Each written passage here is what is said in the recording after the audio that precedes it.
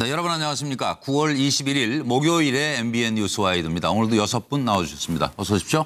네, 안녕하세요. 네, 속보 먼저 전해드리겠습니다. 군 법원이 뇌물수수 혐의 박찬주 대장에 대한 구속영장을 발부했습니다. 군 법원은 조금 전 뇌물수수 혐의 박찬주 대장에 대한 구속영장을 발부했습니다. 바로 이렇게 되면은 구치소 밥을 드시게 되는 거죠? 군 교도소로 가나요? 군 검찰 구치소겠죠. 군 검찰? 지금 수사 대상이고. 그래서 아직 식사 전이시죠, 여러분. 그래서 오늘은 좀 맛깔나는 영상으로 시작하겠습니다. 보시죠.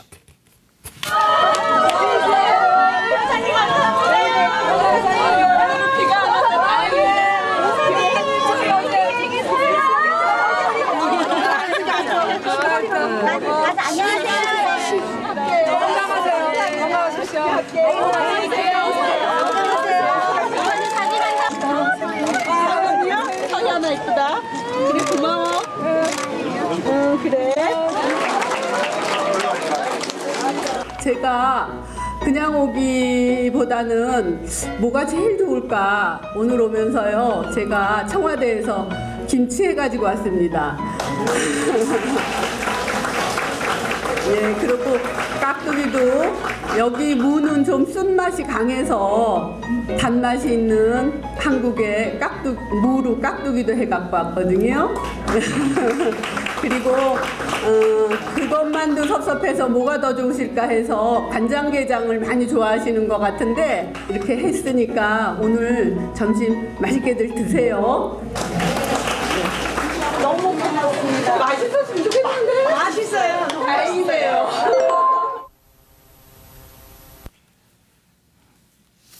네, 뭐 해외에 오래 나가 계신 어르신들은 얼마나 좋으셨겠어요? 고향의 맛이 입안에 사르르 녹았을 것 같은데 누가 간단히 한 말씀만 정기남 소장? 예. 게장 좋아하세요? 게장 좋아합니다. 네. 간장게장을 전라도 지방에서는 뭐라고 하는지 아십니까? 그렇죠. 벌떡게장이라고 합니다. 벌떡게장. 그게 왜냐하면 달고 맛이 좋지만 보관하기 어렵기 때문에 벌떡 먹어치워야 된다. 그 이렇게 해서 뜻이에요? 벌떡게장이라고도 합니다. 어찌 보면 우리 간장게장이 그 한국인의 밥상에 올라온 지 한 500년 이상이 됐거든요. 그리고 이제 아마도요.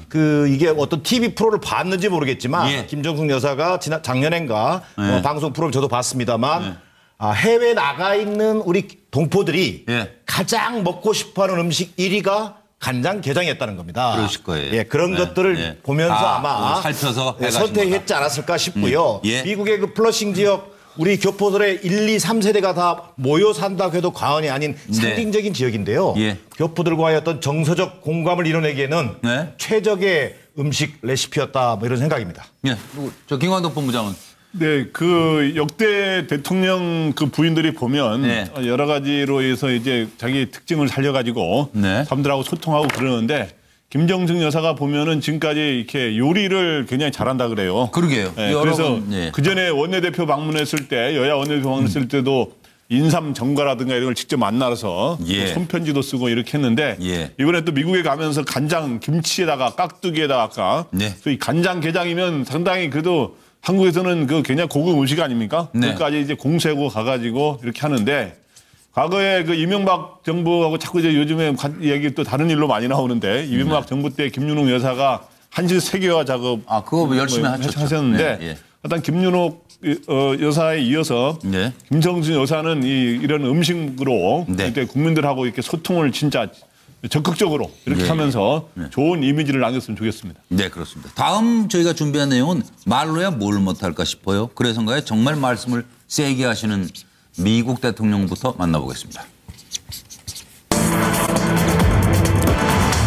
북한을 완전 파괴할 수 있다. 막 나가는 것 아닌가 하는 생각을 하는 분들도 계실 것 같은데 오늘 밤에 있을 문재인 대통령의 유엔 총회 연설 수위는 또 어떨까 등이 궁금합니다. 일단 여러분께서는 유엔 총회에서 북한 완전 파괴를 말한 트럼프 대통령에 대한 생각을 말씀해 주시기 바랍니다. 세계가 놀랐어요. 초강경 말폭탄. 북한은 타락한 정권이에요. 로켓맨이 자살 임무를 수행 중이에요. 북한 완전 파괴할 수 있어요. 뭔 잡소리, 뭐 개 짖는 소리. 그리고 북한 대사는 연설 중에 퇴장해버렸죠.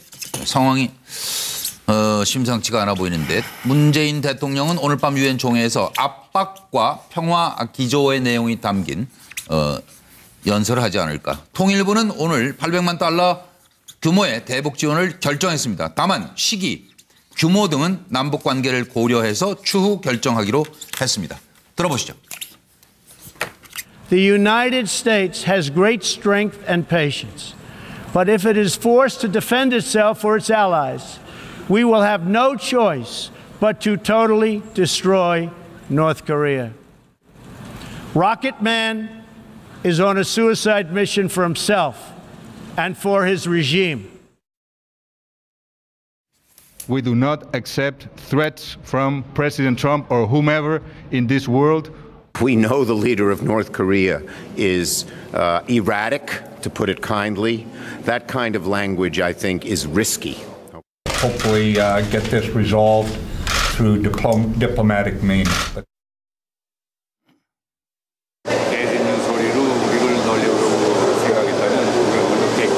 Mr. Trump called Kim Jong-un rocket boy. How is your response? How is your response?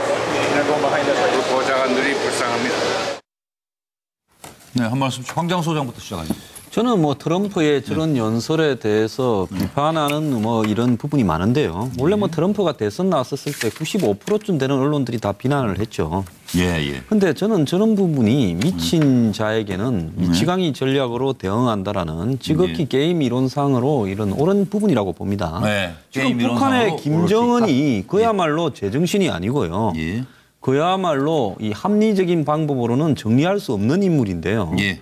과거에 닉슨하고 키신저가 이 월명을 이 협상으로 끌어내기 위해서 월명에다가 핵폭탄을 가지고 폭격할 수 있을 것처럼 실제로 비행기를 띄우고 이렇게 겁을 줬습니다. 그래서 결국은 이 파리 평화협정을 맺었죠. 끝은 나중에 결국 월남이 함락당해서 안 좋게 끝났지만은요. 그때 두 사람이 스스로를 좀 미친 사람처럼 하면서 광인 전략을 구사를 했어요. 그래서 저것이 미국의 중요한 외교 전략 중에 한 방법입니다.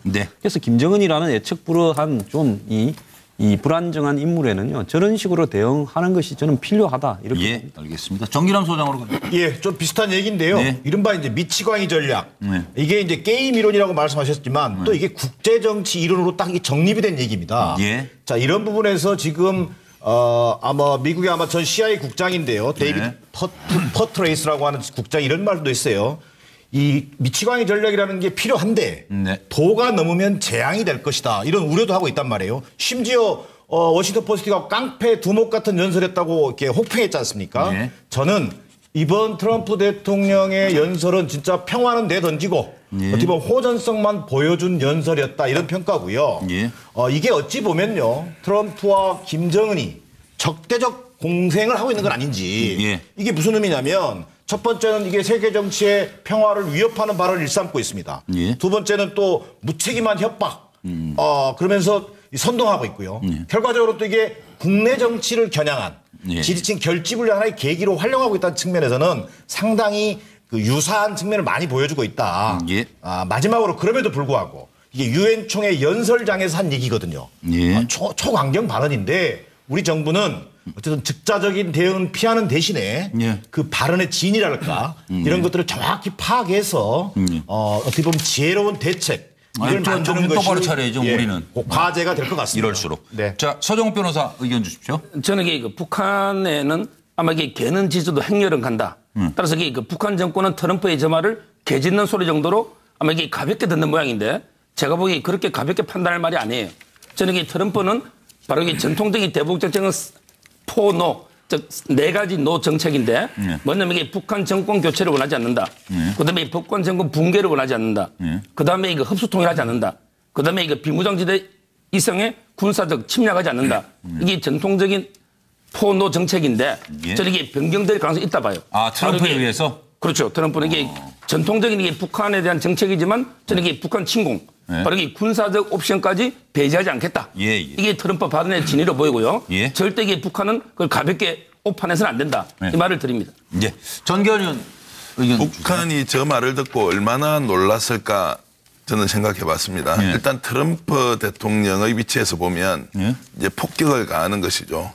그럼 내가 지금 이 상황에서 이 말을 하지 않고 어떤 말을 하는 것이 맞느냐고 오히려 세계 정상들과 세계 시민들에게 마치 자신의 속마음을 그대로 드러내듯이 얘기를 했지만 결과적으로 저것이 북한 길들이기에 성공할 수 있느냐의 문제는 또 생각을 해봐야 할 것 같습니다. 트럼프의 발언에 시원하다고 생각할 수 있는 사람이 있겠지만 그러면 도대체 북한 문제를 어떻게 해결할 것이냐. 핵무기를 포기하도록 해야 하고 여기에는 반드시 평화적인 수단이 동반돼야 한다는 약간은 모순되지만 그러나 길게 시간이 들더라도 그 길 외에는 없다는 전제에서 보자면 결국 미국 대통령다운 발언은 아니었다. 그래서 이 발언에 대해서 우리가 잘했다 잘못했다가 아니라 여기에서 대한민국이 이제 어떤 역할을 하면서 실제로 북한에 대한 핵 억지력을 한미동맹 체제에서 성과로 가져올 것이냐. 이제 이 문제가 문재인 대통령의 숙제로 남아있다. 이렇게 저는 봅니다. 김영수 전 의원님, 말로는 뭐 갈 때까지 간 거 아니에요? 이 정도면? 그렇습니다. 그러니까 표현에 있어서는 제가 보니까 자기 어떤 비서실장인 존 켈리조차도 약간 좀 쑥스러워할 정도로 표현이 뭐 라켓맨 이런 단어를 썼고 또 북한뿐만 아니라 이란이나 베네수엘라 같은 부분에 원색적으로 얘기했다는 데 대해서 표현의 부분 좀 여러 가지 좀 지나치다 과도하다 봅니다. 그러나 기본적인 기조는 네오콘식의 말하자면 악의 축이라고 하는 전제에서 발언하고 있다. 이제 그런 면이 오히려 더 우리가 눈여겨봐야 될 필요가 있을 것 같다는 생각이 듭니다. 네. 김광덕 본부장 의견 주세요. 네, 아까 말폭탄이 서로 오간다 그랬는데 이 말 표현으로는 사고 정상에 오른 셈입니다. 이 완전 파괴라는 말을 보면. 갈 때까지 갔다. 갈 때까지 갔어요. 이게 영어로도 보니까 찾아봤더니 totally destroy라 그래서 완전 파괴하겠다라는. 만약에 이제 미국과 동맹을 방어해야 한다면 북한을 완전 파괴하겠다 이렇게 했기 때문에. 부시 대통령 악의 축 시즌 2. 예, 부시 대통령 악의 축 아까 설명했기 때문에. 근데 부시 대통령이 악의 축 발언을 할 때 이라크 여러 나라를 나열했는데 이라크를 제일 먼저 거론해서 1년 만에 공격을 했거든요. 바로 내 말도 저기 악의 축 발언과 같은 연장선이다.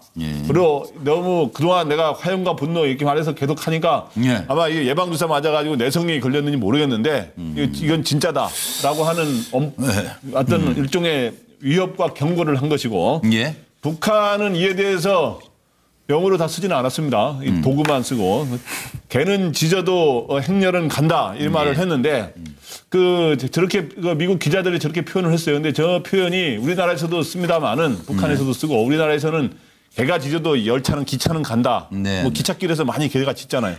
근데 이제 미국에서는 저 말이 바람과 함께 사라지다의 저 원문이 있답니다. 아, 그래요? 네, 그래서 미국 기자들도 저 문장에는 굉장히 익숙해 있는데 그렇게 해서 거의 북한은 반격을 가하면서 내 갈 길 가겠다. 마이웨이를 가겠다라고 이렇게 표현하는 것 같습니다. 북한에도 개 많이 짖나요, 요새? 다 잡아먹고 이 남은 게 있어요. 그러니까 개 짖는 소리가 북한에서 많이 들리는지 그것도 좀 갑자기 의문이 생기는데 어쨌든 간에 오늘 밤 문재인 대통령의 유엔 연설을 또 기대해 보면서 일단 한 고비는 넘어갔죠. 지성이면 감천이라고 했던가요? 정부 여당의 정성이 대법원장 인준의 꽃을 피운 것 아닌가 싶습니다. 자, 청와대 읍소 전략이 통한 것인가요? 김명수 대법원장 후보자 인준안이 통과됐습니다. 협치는 여전히 숙제가 아닐까 합니다. 시사점, 인준안 통과 시사점과 이후 전국을 전망해 주시기 바랍니다. 전화하죠. 넥타이도 녹색 메고 나오고 정부 여당의 읍소 전략이 통한 것인가요? 찬성 160표, 가결 정족수보다 10표 많은 160표 찬성으로 오늘 통과됐습니다. 반대 134표. 김명수 대법원장 후보자 임명 동의안 가결. 한 표의 기권, 3표의 무효가 있었습니다. 자, 넥타이 메고 맨투맨 연락하고 대화 설득 총력한 보람이 있네. 더불어민주당 야당의 협력에 감사합니다. 자유한국당과 바른정당은 국회를 존중합니다. 이번엔 여당 손 들어줬지만 국민의당에서는 글쎄요, 이성이 감성을 누른 것이다. 청와대는 가결돼 다행, 국회에 감사드립니다. 김명수 후보자 국민 위한 사법구현에 최선을 다하겠다는 각오를 밝혔습니다. 바른정당의 하태경 의원은 전 개인적으로 찬성이에요. 들어보시고요. 여러분 답을 보겠습니다.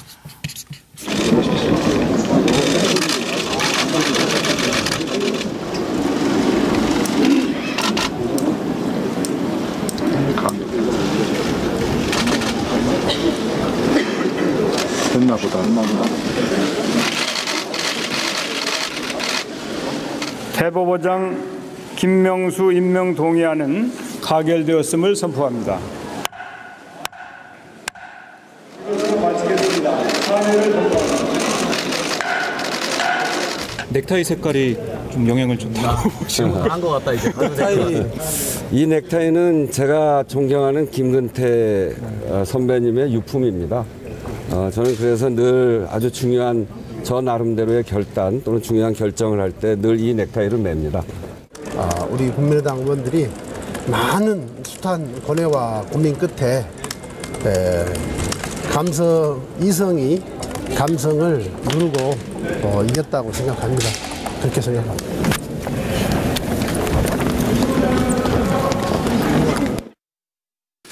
사법부 수장 공백 사태를 피해갈 수 있게 되어 다행입니다.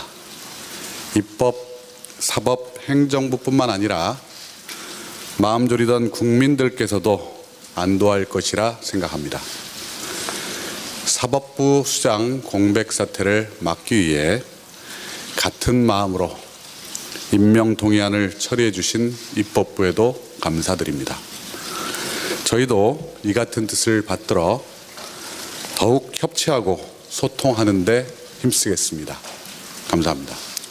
일단 국회에서 결정된 사항에 대해서 존중을 합니다. 다만 이분의 여태까지 그런 성향에 대한 부적격적인 그런 여러 가지 측면이 면죄부를 받은 건 아니기 때문에 앞으로 대법원장으로서 공정한 인사, 사법부의 독립성과 공정성에 흠이 가지 않도록.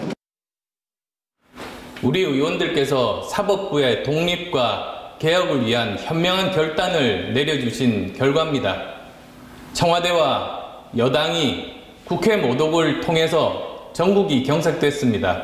그렇지만 우리 국민의당의 결단으로 의사일정이 재개됐고 우리 국민의당 의원들의 결단으로 대법원장이 탄생했습니다. 네, 이 문제는 입법부에 계셨던 김영주 전 의원의 답변 먼저 듣겠습니다. 예, 이제 좀 표현이 좀 너무 거칠었습니다. 많은 예. 국민의당 의원님께서 보니까 한 대충 28명 정도까지 가결을 한 것 같습니다. 예충 20표 정도, 21표 얘기했는데 그만큼 이전에 김희수 헌재 소장의 표결에 대해서 스스로 많이 놀란 거 아닌가. 그런 생각을. 새 가슴이 됐나? 그 이상 얘기하지 않겠습니다. 알겠습니다. 법조계 반응은 어때요? 서정욱 변호사. 저는 이게 당별로 좀 적어봤는데요. 일단 이게 여당은요, 절대 이게 승리가 아닙니다. 좀 더 교만하면 안 되고 좀 더 겸허하게 더 협치로 나가야 된다. 이 점을 이게 말씀드리고요. 그다음에 두 번째 국민의당은 제가 보기에 명분과 실리를 다 얻었어요. 왜냐하면 이게 자율투표에 맡기면서도 또 이게 극중주의, 전에는 반대했지만 이번에 찬성하고 중간을 지키는 저는 국민의당이 가장 이익을 얻었고요. 그다음에 마지막으로 보수 두 야당 있잖아요. 이거는 이게 정말 반대를 위한 반대를 하면 안 돼요. 제가 보기에 김명수 후보는요. 예를 들어 동성애나 양심적 병력 구분이나 이런 거는 개인의 양심의 문제이기 때문에 결격 사유가 아니에요. 그다음에 코드 인사 이야기하지만 제가 보기에 보수 정권도 보수 코드 인사 많이 했습니다. 그거는 이게 어느 정도 개혁하겠다는 거기 때문에 저는 이게 결격 인사가 아닌 걸 당론을 반대했기 때문에 앞으로 이게 좀 협조할 거는 협조하고 반대할 거는 이게 반대다 이래 봅니다. 뭐 제대로 된 사법 개혁을 이뤄내야 할 숙제를 이제 갖게 된 거죠. 대법원장이.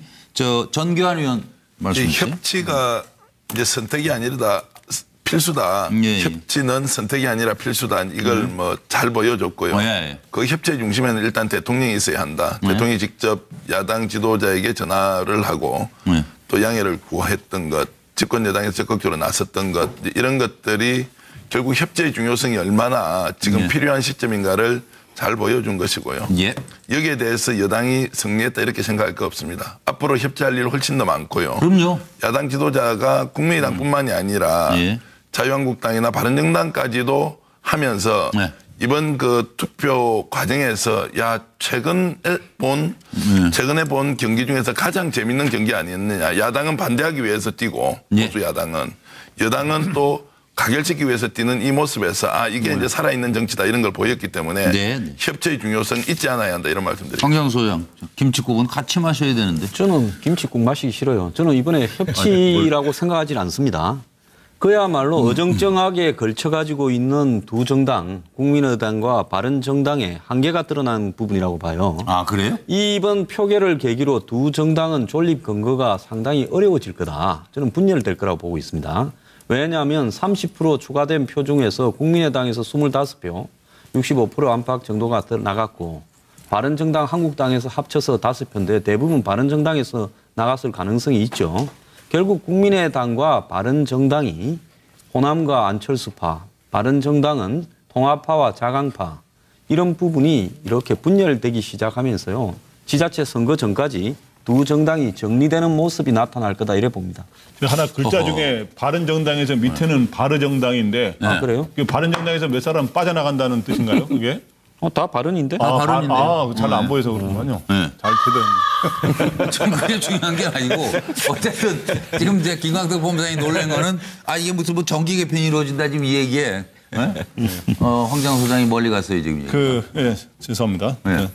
이수와 이수 카드와 성을 빼서 죄송합니다만은 이수 카드하고 명수 카드가 다르게 나타나지 않았습니까? 결과가. 네. 여기서 이제 그 교훈을 얻어야 되는데 결국에 오늘 뭐 반응은 어휴 다행이다라는 반응을 보였을 겁니다. 여당에서. 근데 오늘은 진짜 마른 협치라 그러지만 아까 말한 협치를 제대로 보여준 것도 아니고 그렇다고 해서 완전히 정계 대표된 것도 아닌데 앞으로는 둘 중에 하나로 제대로 정리를 해야 될 것 같아요. 질서에 자꾸 매번 이렇게 하려 자연스럽게. 하나는 자연스럽게. 오늘의 어쨌든 이 김명수 후보자 통과되는 데는 고개를 숙이고 읍소 전략이 통했다고 봐야 되는데 그러면 앞으로도 계속 고개를 숙이고 낮은 자세로 협치를 추구하는 거를 가든지 아니면 아예 이번 끌어오든지 아예 중장기적으로 지방선거 전에 아예 여소야대를 바꿔서 여대 야소로 완전히 정계 재편을 시도하는 전략을 펴든지 정계 개편 얘기들을 슬슬 하시네 이제. 매번 투표할 때마다 이렇게 조마조마하는 이런 못하죠. 못 살아요. 정기남 소장 허리 괜찮으세요? 괜찮습니다. 허리 숙여서 계속 이러다 못 산다는데 이거 그럼 어떻게 돼요? 이게? 1차적으로는요. 저는 사법 개혁에 대한 또 국민들의 엄중한 요구를 어떻게 보면 정치권이 어떤 인준 처리라고 하는 존중했다. 뭐 그런 측면에서는 저는 다행이라고 생각합니다. 그러나 그동안 사실 그 문재인 정부가 지지율에 약간 취해서 일방 독주, 인사 문제 특히 그렇죠. 이런 데서 그런 어떤 국정 운영을 해온 측면은 없는지 나는 이번 기회에 재점검할 수 있는 계기가 돼야 된다. 돌아봐야 돼요. 돌아봐야 됩니다. 자신을 돌아봐야 돼요. 이를테면 이런 겁니다. 화장실 갈 때 다르고 들어갈 때 다르고 나올 때 다른다고 하잖아요. 자, 문재인 대통령 가기 전에 뭐 국민의당 대통령 후보였지만 뭐 안철수, 김동철 두 분에게 이제 전화도 하고 그랬지 않습니까? 저는요. 과거 우리 미국 얘기할 것도 없이 대통령이요. 여야 정치인들과 저는 수시로 통화할 수 있어야 한다고 생각합니다. 그렇죠. 그게 소통과 협치의 시작이라고 생각합니다. 그런 의미에서 저는 이번 일을 계기로 개혁과 민생을 위한 어떤 협치 방정식을 협치의 정치가 다시 펼쳐져야 된다. 마지막으로 한마디만 보태면요. 자, 이번에 국민의당이 캐스팅 보터로서 나름대로 존재감을 보여줬습니다. 그러나 여전히 국민의당은 자유투표와 책임정치라는 그 틀 속에서 약간 엎치락뒤치락 혼선을 빚어줬습니다. 저는 지금 국민의당이 지지율 감옥에 갇혀 있는데 가장 우선할 것은 정체성을 분명히 하는 것입니다. 치열한 노선 투쟁의 계기가 국민의당에도 있어야 한다고 생각합니다. 알겠습니다. 6시 34분을 향해 가고 있습니다. MBN 뉴스와이드 생방송으로 보고 계신데요. 참 살다 보면은 뭐 별의별 일도 많고 별의별 사람도 많고 한데 문제는 그럴 때 우리 사회 구성원들이 어떻게 그런 사건에 대해서 잘 우리가 대응을 하고 또 해결해 나가는가. 이게 성숙된 사회로 가는 길이고 언론도 또한 책임이 크다 싶어요. 왜냐하면 오늘 다룰 문제가 바로 그렇습니다. 고인이 된 가수 김광석 씨에 대한 얘기입니다. 지금 이 죽음에 대한 의문이 꼬리에 꼬리를 물고 있고요. 그 의혹의 중심에는 부인 서혜순 씨가 있는데 행방이 묘연합니다. 하나하나 좀 짚어보도록 하겠습니다. 자, 의문의 죽음, 쏟아지는 의혹들. 내가 생각하는 의문점 하나씩만 좀 먼저 짚어주시고요. 준비된 내용 듣고 와서 제가 이걸 설명을 드리겠습니다.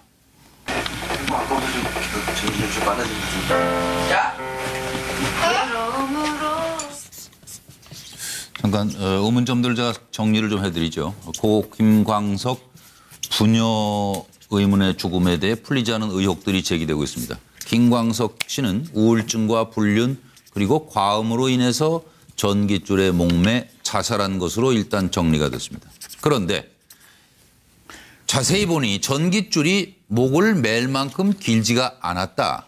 또 목 뒤쪽에 사큰이 없다. 사큰이라는 것은 이제 목을 맸을 때 남는 이제 끈 자국이죠. 근데 목 뒤쪽에는 그 흔적이 없다는 것입니다.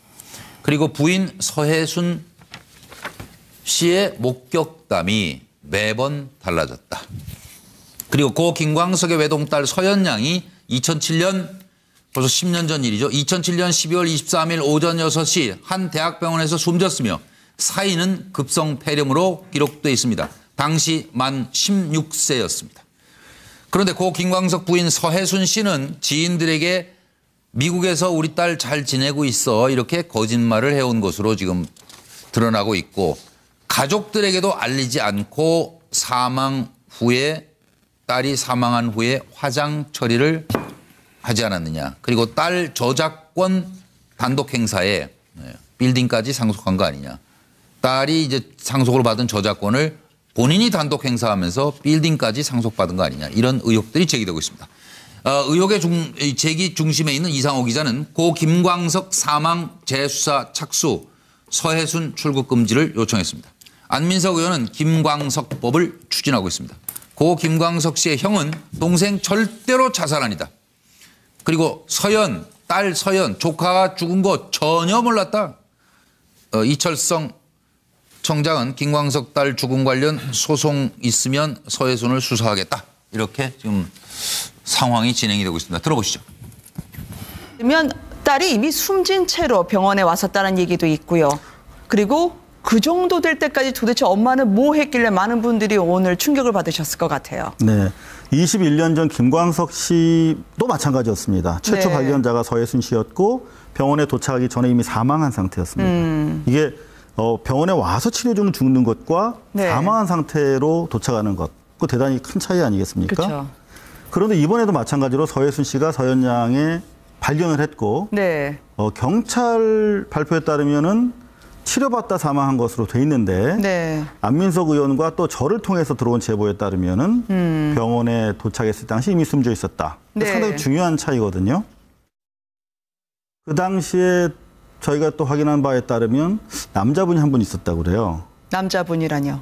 그 집에 서혜순 씨 말고. 그 남성이 관련이 있다고 하면 서혜순 씨하고 친밀한 관계라는 말씀이신가요? 친밀하지 않은 분이 12월 23일 크리스마스 이틀 앞두고 새벽에 한 집에 있지는 않았겠죠. 네.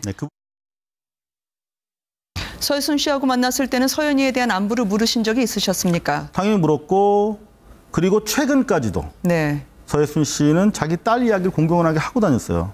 뭐라고 했나요? 딸이 뭐 너무 예쁘고 너무 똑똑하고 사람들한테 인기가 좋다. 이런 얘기를 하고 다녔던 것으로 저희가 직접 확인을 했어요. 사실 영화 김광석은 살인 의혹 사건의 주요 혐의자로 서혜순 씨를 거론하고 있기 때문에 네. 자신이 억울하면 반드시 소송을 걸게 돼 있어요. 그런데 오히려 잠적을 택하셔가지고 네. 저희로서는 상당히 아쉬운 상황이었는데 저희가 힘들게 전화를 해봤어요. 그랬더니 네. 영화에 대해서 어떻게 생각하시느냐 그랬더니 바로 끊어버리시고 이후에는 연락이 안 되더라고요. 아, 그렇습니까? 네네. 자, 이게 뭐 억울함이 있다면 풀려야죠. 정기환 의원이 보는 의문점은? 뭐 저 정도면 뭐 수사 다시 하지 않을 수 없겠는데요. 예. 저는 그 당시에 김광석 씨가 자살을 했다고 했을 당시에도 왜 죽었느냐 의문들이 많이 있었는데 그 시점에 왜 경찰은 그런 의문을 속 시원하게 좀 풀지 않았을까. 그러면 언론에서는 이것을 문제 제기하면서 다시 다뤄보자고 일단 할 수 있다고 저는 보고요. 중요한 것은 경찰이 지금이라도 그 당시에 자살과 관련된 일체의 자료를 먼저 공개를 해서 정말 지금 제기하고 있는 전깃줄을 세 번 감았는지 한 번 감았는지 전날 또 행적으로는 도저히 자살할 수 없는 상황이었고 그 기록 공개하고 그때 수사한 사람들이 나와서 얘기하면 되잖아요. 그러니까요. 그 기록을 일단 보면 우리가 너무 과도하게 이 문제를 이걸 제기하는 것인지 아니면 그 당시에 어느 정도 정리됐던 것이었는지를 확인하기 위해서 지금 가장 중요한 것은 경찰이 나와서 그 당시에 자신들이 확보하고 있는 모든 자료를 공개하는 것이 가장 먼저 필요하다 이렇게 봅니다. 김영주 전 의원. 예, 뭐 실제적으로 앞서 여러 가지 어떤 의혹에 대해서는 많이 나온 것 같습니다. 뭐 목에 줄이 3번 감겨 있었다는데 실제적으로 보니까 한 번밖에 뭐 흔적이 없었다든지 여러 가지 가능성이 많은데 사실은 기본적으로는 첫 만남 서해순과 김광석의 첫 만남부터 의혹입니다. 그분의 이 김광석이라고 하는 가수를 만나기 전에 어떤 삶을 살아왔고 어떻게 만나왔는가부터 해결해야 될 부분이 맞는데 제가 왜 사필규정이라고 하는 걸 바로 정자로 안 쓰고 정할 정자로 썼냐면 그 정할 정자는 바로 잡을 뜻을 갖고 있습니다. 그러니까 바로 잡은 것을 통해서 진짜 바른 것으로 가는 그 과정이 있어야 되지 않나 그렇게 생각해서 지금부터라도 그런 의혹을 재검토할 필요는 있겠다. 김광덕 본부장은 일단 뭐 여러 의문점이 뭐 끊임없는 미스터리입니다. 내가 보기에 이 김광석 씨와의 처음 만날 때 90년대 초반에 만날 때부터 지금까지 끊임없는 미스터리의 연속인데 그중에 딱 큰 틀에서 의심은 일단 왜 그 서모 씨 이렇게 주변 사람들은 바로 옆에 사람들은 이렇게 다 일찍 이렇게 사망을 했나 하는 게 일단 남편도 1996년에 일단 그 자살로 사망했다고 지금 주장하고 있습니다만은 그렇게 하고 그다음에 2007년에는 또 딸 서연이가 또 사망을 하고 그것도 근데 그런데 다 또 의문의 죽음이고 그리고 현재 결국에는 김광석 씨가 남긴 재산들 당시 돈으로 수십억인데 현재는 그게 현재로 따지면 아마 어이구 엄청나겠네요. 현재는 굉장히 90년대 수십억이었다니까 현재는 뭐 100억 단위가 넘을 가능성이 있습니다. 그다음에 저작권 이것도 결국에는 재산과 저작권 부동산 등 이게 가장 중요한 재산들이 그게 지금 다 서 씨가 관리하는 거로 현재 가 있는데 이런 죽음과 거기에는 무슨 연관고리가 있는가 파헤치기 시작하면 끝이 없을 것 같습니다. 황 소장님. 유대인들이 어떤 일이 발생을 하면 묻는 말이 있죠. 또 고대 로마의 논설가 키케로가 이야기하는 쿠이보노라고 라틴어에 누가 이득을 보는가. 경제학에서도 어떤 이해 못할 어떤 이 작용이 있을 때 누가 이득을 보는가 따지거든요. 지금 김광석이 죽고 딸이 죽으면서 누가 이득을 보는가? 그건 부인이죠. 근데 부인은 지금 이 정도로 몰리면 당연히 법적 대응을 하고 나타나서 반격을 해야 될 건데요. 침묵을 하고 이 은둔해 있다는 것은 제가 볼 때 부인 스스로가 사실상 이 일에 유력한 용의자라고 지금 사실상 자백하고 있는 거다. 이래 봅니다. 그래요? 정기남 소장은? 예, 뭐 어떤 유명인의 죽음이기 때문에 또 이렇게 새롭게 조명됩니다만 저는 이번 일을 보면서 이렇게 좀 억울한 죽음을 당한 많은 사람들이 있겠다. 뭐 이런 생각도 한번 해봤고요. 저는 좀 가장 의문스러웠던 것은 영화 김광석이 상영되는 동시에 이 부인, 이른바 전 부인이죠. 서해순 씨가 종족을 감춰버리거든요. 그 이해할 수, 어떻게 보면은 시사회에 나와서라도 추모하고 했어야 될 부인이지 않습니까? 그런 부분이 좀 이상하게 느껴졌고요. 또, 물론 여러 언론에서 보도에 나오고 있지만 생전에 메모왕이라던 우리 그 김광석 씨가 일체 유서를 남기지 않습니다. 그건 자살했다고 돼 있는데 그 당시에 이상호 기자의 증언에 따르면요. 그 일관되게 그 부인은 자살했다는 것을 강조합니다. 되게 피해자 가족들은 자살했을 리가 없습니다. 그럴 리가 없어요라고 억울해하거나 이런데 그랬던 부인이거든요. 그리고 더 이게 이제 그 어떻게 보면 명예훼손과도 연결된 문제라서 조심스럽습니다만 통상적으로 알려진 것으로는 김광석의 여자 문제, 고 김광석 씨 여자 문제 때문에 이혼에 이르렀다 이런 얘기도 있습니다만 이것은 오히려 그 저 부인 서해순 씨의 남자 관계 때문에 사망하기 직전 전날 어떤 서로 이혼 얘기가 오갔고 그 다음날 죽었다는 것이 지금 밝혀지고 있거든요. 저는 이 문제와 관련해서 더 이상한 것은 저는 경찰입니다. 경찰 수사도 때가 있다고 하지 않습니까? 수사 시기를 놓치지 않기를 바랍니다. 그러니까 김광석 유족이 지금 검찰에 재수사 고발장을 제출했다면서요, 서 변호사님. 그렇죠. 이미 조사됐고요. 저는 이게 그때는 다시 조사해달라고 안 했어요? 그때는 아직 이게 증거가 없어 여러 번 한 걸로 제가 알고 있는데요. 저는 이게 한마디로 정말 총체적으로 이게 부실한 초동 수사였다. 제가 이게 혐의가 너무 많아서 칸이 없어서요. 일단 이게 옆에까지 막 7개만 적었는데 앞에 건 다 아는 건 제가 간단히 말하고요. 2가지만 말씀드리는데 첫째 이게 유서가 없다. 이거 최소한 이게 딸 한 대는 남기거든요. 자살에 유서가 없는 게 없고요. 그다음에 우울증 약 흔적이 없고요. 그다음에 목을 맨 의자나 받침대가 없고요. 그다음에 목에 맸으면 뒷부분에도 사건이 있는데 그게 없어요. 여기까지는 이게 밝혀진 거고요. 저는 이게 가장 제가 문제 삼는 게 바로 이게 부친에게 사망 전에 이게 저작권을 양도했다는 거예요. 이 말이 이게 부인을 인정 안 한다. 이 말이 이게 이혼하겠다. 모든 이게 재산을 아버지한테 준 거거든요. 이거는 이게 충분한 살해 동기 재산이나 이게 되고요. 그다음에 또 하나 제가 아주 이게 문제적인 게 1시간 내 신고한 건데요. 아니 잠깐만 살해 동기라는 게 거기서 한 가지만 다시 확인할게요. 부친한테 이게 저작권을 양도한 거 있잖아요. 부친한테 저작권 양도를 했으면 그건 법적으로 이미 양도가 끝난 거죠. 그렇죠. 그럼 남편이 돌아가면은 그게 부인한테 옵니까? 예, 그러면 이게 1년 전에 돌아가시기 1년 전에 양도한 거는 유류분이라는 게 있어요. 따라서 이게 부인이 절반을 뺏어올 수 있어요. 그래서 이게 재판을 벌였고 조정해서 이게 딸한테 주기로 나중에 합의가 됐는데 중요한 건 이게 1년 전에 그러니까 양도하고 1년 내에 돌아가셔야만 유류분이 된다는 거. 그래서 이게 저는 그것도 상당히 동기가 되면서 재산 문제. 따라서 이게 그게 아주 저는 이게 중요하다 보고요. 그다음에 제가 문제 삼는 게 1시간 내에 신고한 건데 이걸 이게 왜냐하면 심폐소생술 때문이라 했어요. 근데 사망 시간하고 재봐야 돼요. 사망 시간이 이미 완전히 목을 메고 돌아가셨으면 심폐소생술을 1시간 이상 할 이유가 없잖아요. 아, 그렇게 오래 안 해요. 심폐소생도. 그렇죠. 저녁에 얼마 전에 이제 장모님도 심장마비로 갑자기 돌아가셨는데 못해요. 119 신고하면서 바로 심폐소생 했는데 불행하게 돌아가셨거든요. 저는 이게 1시간 동안 심폐소생 했는데 이거는 사망 시간만 딱 대보면요. 바로 알 수 있잖아요. 그리고 이게 마지막으로 이혼 준비의 처남의 존재. 왜냐하면 그 근처에 처남이 전과만 처남이 있었으면 거기에 행적이나 출입 흔적이 있는지 지문이 있는지 이 지문만 있어서도 얼마 전에 쪽지문 가지고 과학수사를 밝혔잖아요. 근데 지금 지문도 없고 너무 이게 의혹이 많아서 제가 지금 7가지만 했지만 저는 이게 이런 걸 왜 경찰이 조사 안 했는지. 마지막으로 제가 이게 그 김광석 이분이 뭐라 했냐면 항상 이게 부모보다 먼저 죽는 것만큼 불효가 없다 그랬어요. 근데 어떻게 먼저 자살합니까? 저는 이게 지금이라도 김광석법 공소시효를 연장해서 조사 필요하다 봅니다. 그동안 엄청 답답하셨겠네요. 뭐 이거 내용 보도되는 거 보면서. 그렇죠. 저는 글도 많이 쓰고 까발총으로 뭐 거의 제가 신문에 칼럼도 쓰고 했습니다. 그러니까 뭐 오늘 뭐 다 털어놓으세요. 그리고 검사 출신이에요?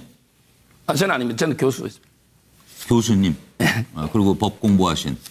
아니 그 왜 제가 여쭤보냐면 지금 여러분 여기 반대 혹시 의문점 있으면 제기하세요.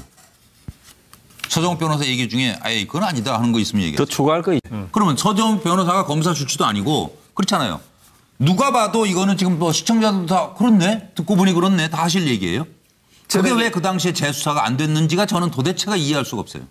그럼 왜 그때 문제제기 안 했어요 그러면? 그래서 이게 제가 아까처럼 그때 변호사 없었어요? 아마 워낙에 총체적인 부실수사 초등수사를 했고요. 아마 이게 제가 보기에는 그 형이 있고 아버님이 있지만 아마 이게 가족 문제다 보니까 경찰에서도 아마 이게 부인이 또 가족이다 보니까 좀 이게 부담을 느낀 면도 있고 그다음에 어느 시점이 지나버리면 경찰 책임이 나옵니다.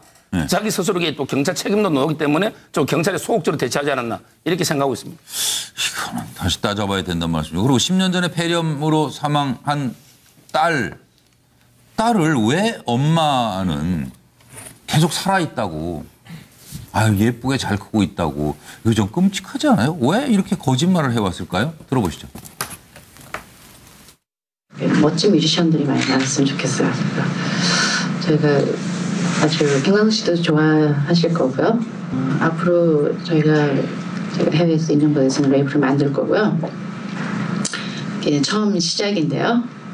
음악에 대한 애정하고 존경받을 수 있는 그런 음악을 열심히 만드셔서 좀 멋진 음악인들이 많이 나왔으면 좋겠습니다. 2007년 사망 이전에 딸 서연 양과 어머니 사이가 불편했다. 아, 그래요? 그리고 아버지 얘기를 자주 했다고 그래요. 서연 씨가요? 네, 서연 양이. 서연 양이 어머님에 의해선 상당히 무슨 뭐 발육 장애가 있고 정신적으로 뭐 문제가 있는 아이처럼 묘사가 되고 있는데 저희가 광범위하게 확인한 바에 따르면 대단히 총명하고 밝고 명랑한 의사 표명하는데 전혀 문제가 없던 친구예요. 자신의 딸이 살아있는 것처럼 인터뷰를 했던데 그게 도대체 어떻게 벌어진 일입니까? 그러니까 사망 3개월 이후에 한 발언을 가지고 쓴 기사더군요. 김광석을 만나기 전에 다른 남자와 결혼을 했었던 사실을 뒤늦게 알게 돼요. 이른바 사기 결혼을 한 거죠. 그래서 이제 김광석 씨 부모들이 함께 사는 대신에 김광석 씨의 저작권에 일체에 관여하지 못하도록 합니다. 배제된 거예요. 그런데 김광석 씨 사망 이후에 소송이 제기가 되고 소송의 주된 주장이 내가 이 아이 서연이를 키워오고 교육시켜야 하니 이 저작권이 필요합니다라고 주장해서 결국은 받아낸 거예요. 그러면 말이죠. 근데 이미 받아낼 당시에 서연이는 사망한 상태였죠. 뭐 들으면서 뭐라고도 하셨는데 지금 그냥 네. 자 서정욱 변호사 노래들이 다 예사롭질 않네요. 또 그러고 들어보니까 너무 아픈 사랑은 사랑이 아니었음을 들으면서 엄마는 왜 딸이 죽은 걸 안 거죠? 그렇죠. 다른 사람한테 연락 안 하고 엄마가 화장한 거죠? 그렇죠. 저는 이게 세 가지 이유로 적었는데요. 가장 중요한 거는 바로 이게 그 딸의 사망을 알리는 즉시 소송 사기로 처벌됩니다. 왜냐하면 이게 죽은 사람은 소장을 낼 수도 없고 만약에 딸이 죽은 걸 알았더라면 딸한테 상소하면서 합의를 해서 딸한테 저작권을 주는 합의할 리가 없잖아요. 이 말이 없는 사람을 내세워서 합의를 하고 상속분을 주장하기 때문에 이거는 이게 허위 서류를 가지고 재판한 거기 때문에 전형적으로 이게 소송 사기입니다. 그런데 그것도 형량이 크기 때문에 그걸 은폐하기 위해서 첫째 이유가 됐고요. 그렇네요. 숨겨야 될 이유가 분명히 있네요. 그다음에 크게 두 번째는요. 바로 이게 딸의 사망에 대한 조사를 피하기 위해서. 제가 보기에 오늘 저 이것 때문에 제가 세브란스 의사 두 분하고 이게 오랫동안 이야기를 했는데 급성폐렴에 대해서 이 급성폐렴은 이게 그 고열이라든지 기침이 이게 원하고 가지고 병원 당일날 사망은 있을 수가 없다고 합니다. 예, 저도 그거는 좀 왜냐하면 이게 고열이 나고 기침이 나면 병원을 옮기면 며칠은 버틸 텐데 당일날 사망했다? 이건 이게 정말 말이 안 된다. 그럴 가능성은 0.0001%도 안 된다. 근데 그럴 가능성은 있어요. 왜냐하면 아무도 보호하지 않았을 가능성도 있어요. 이 딸. 근데 뭐 그럴 가능성이 있다고 하더라고요. 발달 장애가 있었다면서요. 그러니까 엄마가 안 돌보고 그냥 방구석에 놔둬서 폐렴이 와가지고 며칠이 지나서 거의 뭐 그것도 이게 어려운 지경에 갔을 수도 그것도 이게 아동 학대 아닙니까? 그러니까 그것도 문제고. 그것도 이게 처벌되거든요. 그다음에 119 정원은 사망 후에 옮겼다 이런 말도 있잖아요. 따라서 이게 그때 보통 의사들이 그냥 폐렴이라고 대충 써주지 어머니고 하니까 저는 이게 정밀한 부검 그런 건 아니기 때문에 그런 살인 의혹에 대해서 조사가 들어올 거 아닙니까? 그걸 이게 피하기 위해서 저를 숨겼다. 이게 두 번째 이유고요. 그다음에 마지막으로 이 딸까지 죽으면 어떻게 되겠어요? 갑자기 이게 김광석 그분도 이게 자살 의혹이 있는데 자살 의혹도 이게 타살 의혹이 있는데 딸까지 갑자기 죽는다. 그러면 이게 옛날 거부터 조사 들어올 거 아닙니까? 조사 들어올 거다. 그렇죠. 저는 이게 세 가지 이유로 끝까지 숨겼다 이래 보고 있습니다. 그리고 한 가지 지금 화장했다고 돼 있는 거죠. 그렇죠. 화장. 그렇죠? 그러면 지금 저 사망 신고한 거 없이 화장이 됩니까? 화장장에서?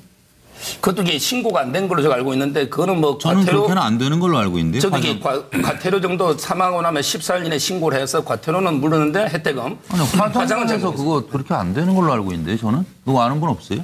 사망 신고서는 가져가야죠. 가져가야죠. 당연히 가져가야죠. 그거 이때 다 어떻게 된 거예요? 다 돈으로 어떻게 다 입마금한 거예요? 그것도 의혹 중에 하나인데요. 사망 신고서가 접수된 시기가 확인이 안 되고 있어요 지금. 그러니까요. 그 말씀. 마저 할까요? 네, 이어서.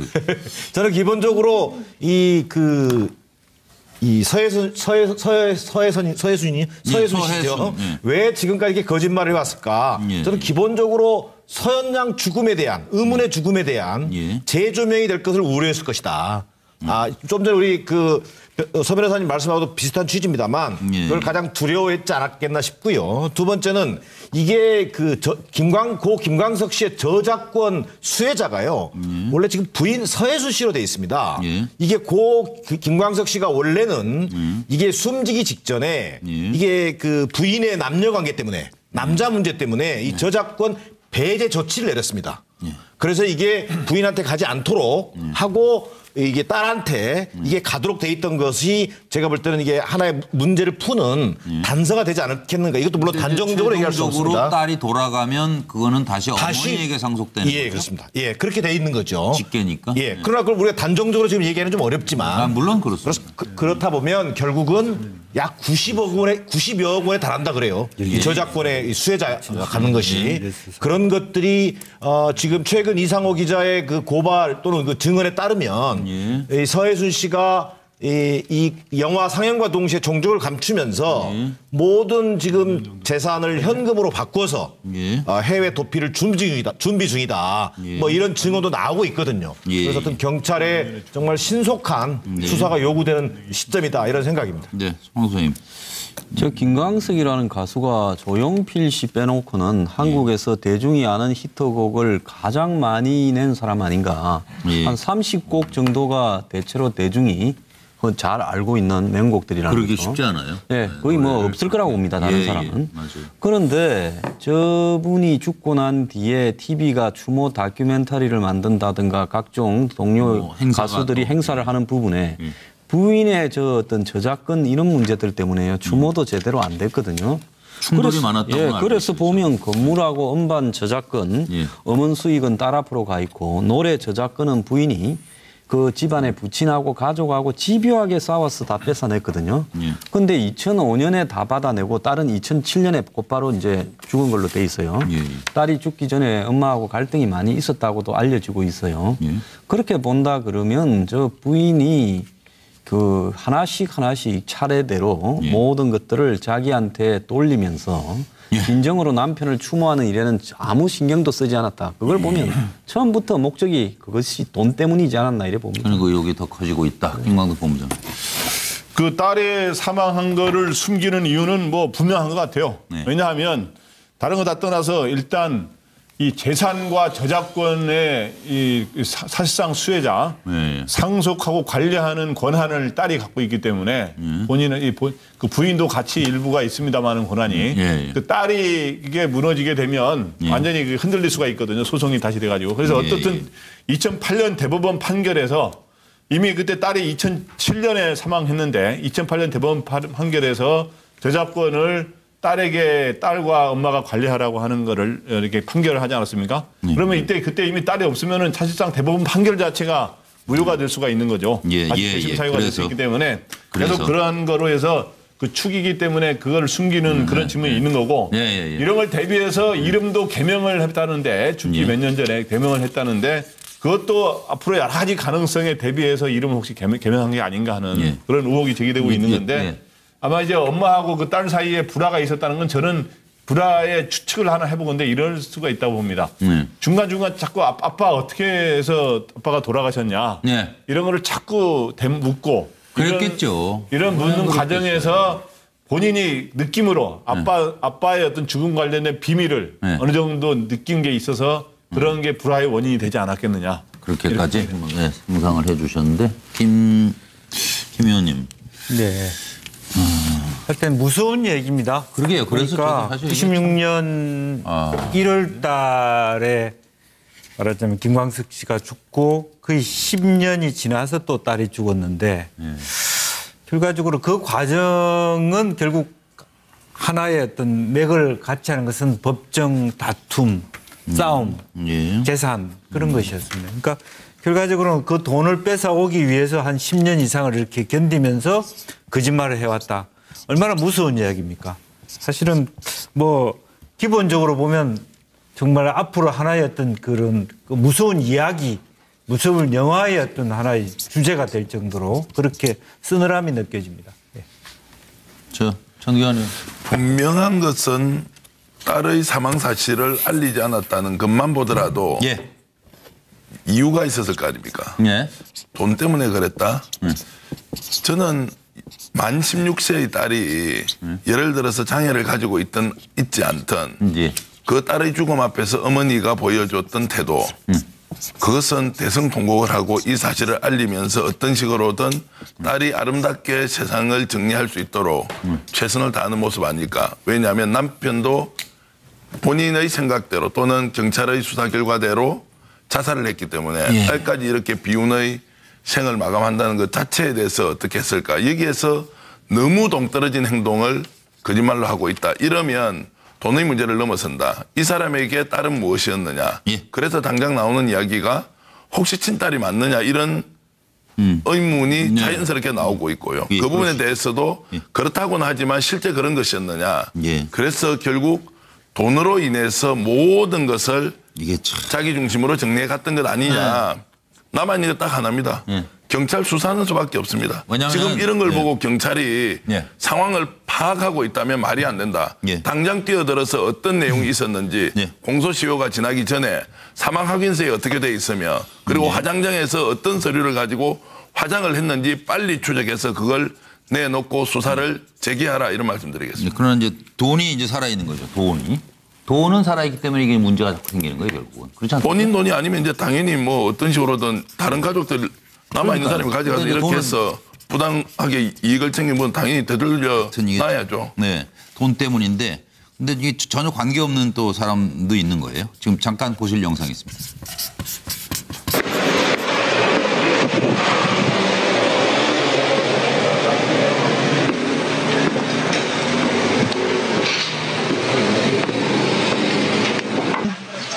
어머니, 아이고. 저 기억하시겠어요? 몇 년 됐는데. 몇 년 돼서 잘 네, 2012년에 촬영된 어머님이세요. 걔가 그럴 애가 아니에요. 얼마나 활발하고 애가 그게는데 생활력이 강했어요. 또 그러고 그런 애가 왜 그런 짓을 하겠어요. 절대 걔는 그런 애가 아니에요. 그냥 났어요. 아예 났어요. 생각날까봐? 그 밖에 들어가서 방문 잠근다고 생각이 안 나요, 어머니? 생각이 안 나지만은 안 들여다 보니까 그렇게 내 죽기 전에 밝혀줬어요. 알고는 죽고 그게 힘들죠. 어머니 오래 사셔야 돼요. 아예 힘들어요. 나오지 마세요, 어머니. 예예예. 야, 뭐 만나도 혼자 심심하면 여기 미리다 보고 사람 구경하자. 예, 어머니 안녕히 계십시오. 예. 또 하루 멀어져 내 꿈은 담배 연기처럼 잡기만 한 지금 보신 게 이제 사실이죠. 현실이죠. 돈하고는 그래서 관계가 없이 사신다는 건 금방 아실 거예요. 저작권료도 그렇고 어마어마한 정말 성공한 가수였고 자식이. 그런데도 저 어머님은 저렇게 살고 계신데 이게요. 뭐 황 수장부터 먼저 하시겠어요? 이거 잠깐 왜 잠적했어요? 왜 안 나타나는 건지를 좀 지금 짚어보죠. 관련해서 의문사 네. 이런 부분이 제기되는 사람이 3명이잖아요. 네. 김광석과 결혼하기 전에 또 딸을 한 명 낳았는데 예. 이 생후 9개월짜리를 영아 살해했다 이런 주장을 하고 있지 않습니까? 의문을 제기하는 척했어요. 그런 이제 의문입니다. 의문을 제기하는 척했어요. 그래서 김광석 씨 지금 사망에 대한 의문도 나오고 그다음에 그 딸에 대한 사망에 대한 의문도 나오니까 저 여인 주변에 3명이 이렇게 남편과 자녀 중에 3명이 저런 문제가 제기되는데 대한민국에서 저런 사람이 몇 명 되겠습니까? 그런데 지금 김광석 씨가 이 했던 명곡들이요. 거의 화수분처럼 마르지 않고 어머니나 저작권료는 노래방에 가서 노래 한 곡 불러도요. 다 돈이 들어가지 않습니까? 그렇습니다. 그러니까 결국은 어마어마한 돈과 한마디로 이 파탄난 가족 이런 부분이 얽혀 있기 때문에 이 프랑스 영화에서 저런 여성을 이제 파머 파탈이라 그러지 않습니까? 그런데 지금까지 말을 안 하고 있다는 거는 이제는 이건 뭐 굉장히 비상식적이죠. 그러니까요. 그걸 바로 잡아야 되는 거 아니에요? 이걸 뭐 공소시효 문제에 걸린 거 지금 저 김광석법이 지금 발의된 거예요. 통과는 안 됐고요. 그러니까요. 왜 이 문제를 우리가 다뤄야 되는지 그것 좀 서 변호사가 지적하실 것 같아요. 저는 이게 잠적한 사유를요.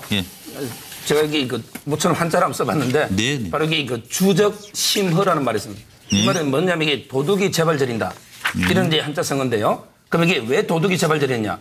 조금 전에 말한 것처럼 소송 사기는요. 제가 보기에 100% 유죄입니다.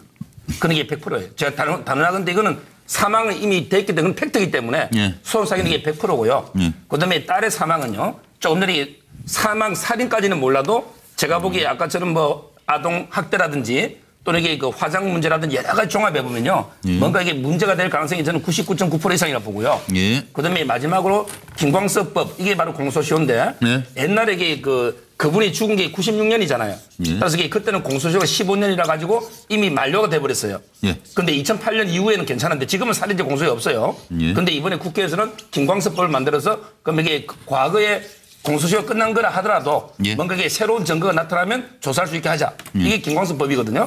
따라서 이 법이 통과되면 또 조사 들어가요. 이런 게 세 가지 때문에 저는 이게 도둑이 재발들어서 스스로 피해버렸다. 이렇게 봅니다. 지금 김광석 유족이 검찰에 재수사 고발장을 제출했지만 했습니다. 이게 공소시효가 다시 이거 살아나게 하는 법이 통과 안 되면 수사 못 하는 겁니까? 그렇죠. 김광석 자살 그 부분은 못 하고 그다음에 딸하고 이런 부분은 또 소송 사기는 할 수 있죠. 아, 그 딸 관련 부분은 그런 얘기 많이 남았으니까요. 예. 그리고 뭐 안 들어오면 어떻게 해요? 계속 안 들어오면 어떻게 해요? 안 들어오면 이게 범죄인 인도를 청구한다든지 이런 게 다 또 나라마다 좀 돼 있으니까 그러니까 그다음 뭐 절차를 정유라처럼 한번 밟아봐야 되겠죠. 네, 알겠습니다. 지금 나갔다는 증거도 있습니까?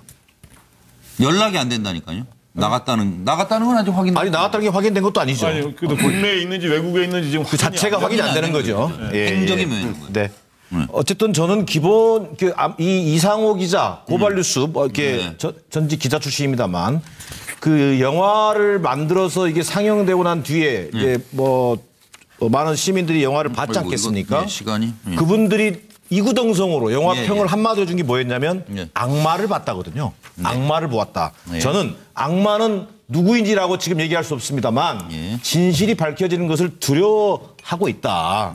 저는 이상호 기자가 이를테면 기자들 양심과 끈질긴 취재로 열정을 통해서 99% 확신하고 있다겠습니다. 타사를. 저는 이것을 이제는 수사 당국이 입증해 주는 것만이 그나마 의문의 죽음에 답하는 길이다. 뭐 이런 생각입니다. 뭐 넘어가요? 그렇죠. 시간이 많이 갔는데 김영덕 본부장 짧게. 네, 저는 이 소나기와 태풍은 일단 피해야 된다 그런 생각에서 하는 거고 또 하나는 재수사 같은 게 이루어진다면 방어 논리가 사실 거의 없는 것 같아요. 그러니까 저 가만히 들어보니까 저러도 안 돌아오겠는데요. 뭐 그래서 지금 상황이 이렇게 되면 소나기와 태풍은 오래가지 않는다 이렇게 생각을 하는 거죠. 글쎄요. 근데 저 김 의원님, 김 의원님. 어쨌든 뭐 2012년부터 활동했다라고 하는 것은 공소시효를 끝나는 것을 기다려 왔다는 것이고요. 그런 부분에 대해서 이제는 뭐 법이 어떻게 될지 나는 뭐 피해갈 수 있다 이런 부분도 있는 거 아닌가 생각이 듭니다. 돈벌이 때문에 죽음을 악용했다면 그것은 도덕적 지탄의 대상이니까 그 문제 정도라면 서해순 씨가 빨리 나와서 본인의 해명을 하면 되고요. 정말 그 사망이 살인과 관련된 무엇이 있다면 책임을 져야 하는데 그 사이에 서 있다. 그러면 지금 빨리 나와서 자신 이야기를 좀 하라 이런 말씀드리겠습니다. 어쨌든 뭐 이 문제도 그렇고 수사 과정이 공정해야 되는 건 맞는 거 아니에요? 어쨌든 그리고 억울함이 없어야 돼요. 그런 풀어주는 사회가 돼야 되고 그래야 그것이 선진 사회가 아닌가. 그런데 지금 우리는 대단히 후진적인 사회에 살았다는 증거가 계속 나오고 있습니다. 보시죠.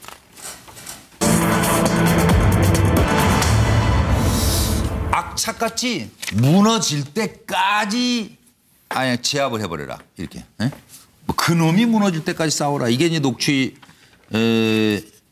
이제 그 된 내용이 문건이 나오면서 지금 공개가 된 거예요. 원세훈 국정원장 한 사람이 이랬답니다. 박원순 집요하게 괴롭혔어요. 왜 그랬을까요? 자, 원세훈 전 국정원장 집요한 박원순 제압 지시는 왜 있었던 것인가? 원세훈 그마 악착같이 해가지고 그놈이 무너질 때까지 싸워야 되는 거 아니에요? 그리고 나경원 1억 피부숍 그거 빗대가지고 그 박원순 공격하세요. 국정원 회의에서 나온 얘기입니다.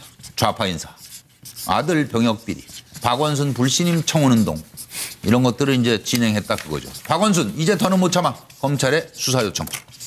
자, 어버이연합에서는 집회하고 비방 광고하고 서울시장 자격 없는 박원순 물러가라. 박원순 물러가라. 박원순 겨냥 집회 19차례 하고 1인 시위 20번에 800만 원을 꿀꺽 했답니다.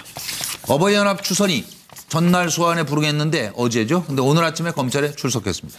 검찰은 어제 왜 소환에 부르는 거였지 이해가 안 되네요. 왜 어제는 안 나왔죠? 원세훈 사실대로 말할까 말까?